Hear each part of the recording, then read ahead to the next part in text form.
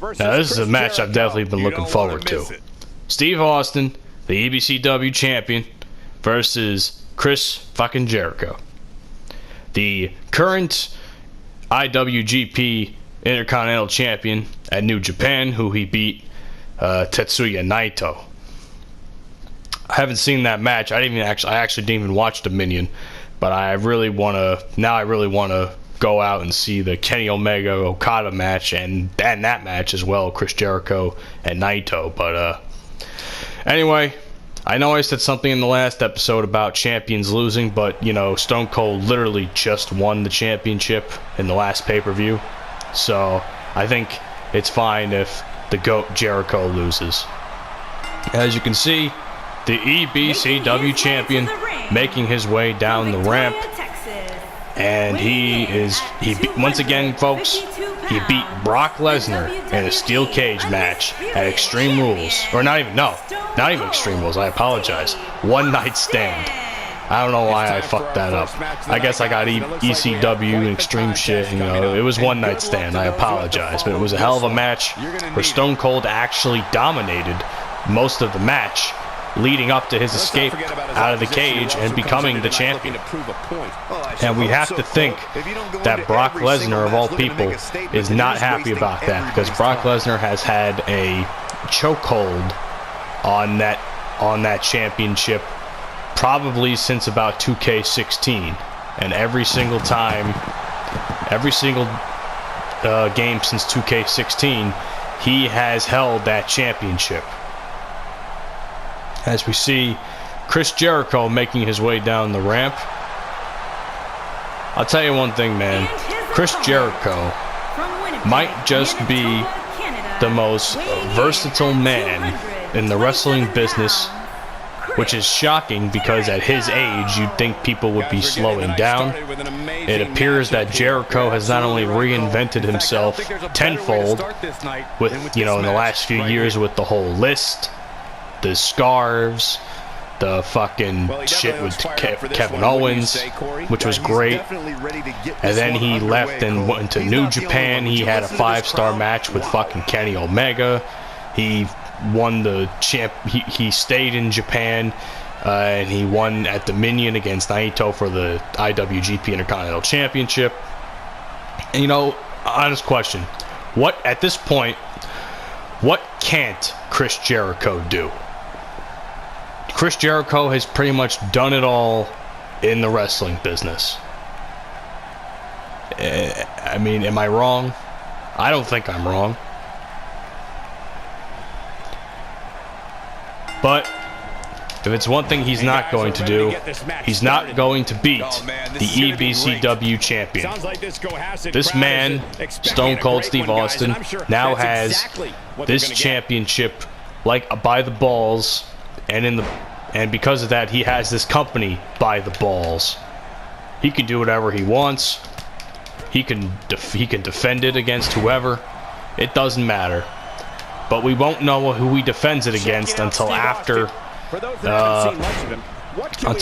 Money in the Bank, if I even get to that point, which I probably will. But and that will most likely be the last pay-per-view of the 2K18 season for EBCW. But I don't know yet. Well, the time for talk is over now, and he knows it.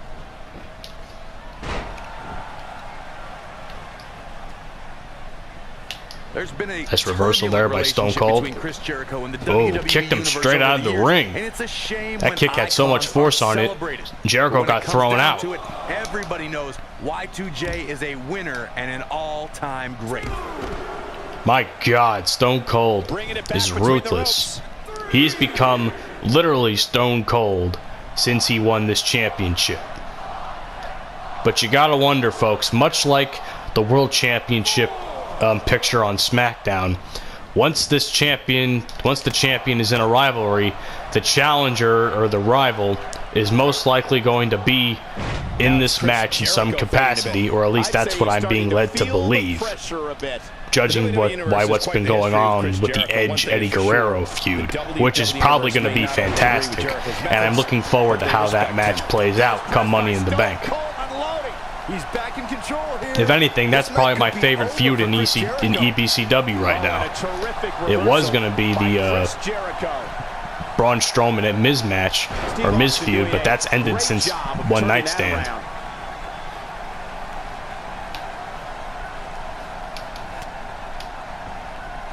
Oh shit. Chris Jericho doing a great job of turning that around. It appears, I mean, if anything, Brock Lesnar would have already came out by now, so I don't know, maybe Brock Lesnar doesn't make an appearance. He's probably still embarrassed by the fact that Stone Cold.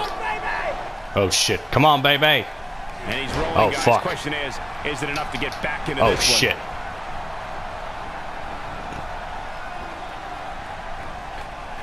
Why is there no other buttons coming up? Got it. No, fuck. Damn it. Chris Jericho now has a signature after that little comeback move. I don't know how I didn't. Yeah, we all know he's a guy with get great wrecked. skill. Great job escaping, trying to turn this thing around. That's pressed by Stone Cold. I got 2 finishers now. Fuck it. Let's try using one, see where that goes. Stunner. Cold stunner. This one's over, guys. The stunner has been laid on Chris Jericho. Although Jericho is in the ropes right now. Oh, fuck me. I thought I was going to get the pinfall there, but Jericho doesn't want to quit.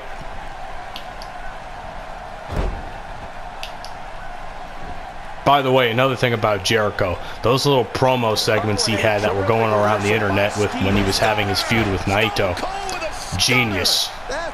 Just genius. Fuck face.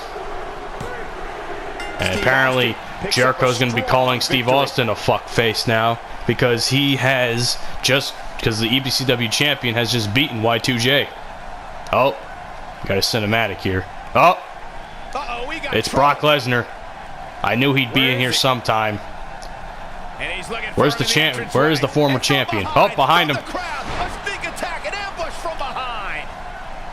I told you guys, Brock Lesnar has not gotten over that loss, nor will he ever get over that loss to Stone Cold Steve Austin in the steel cage.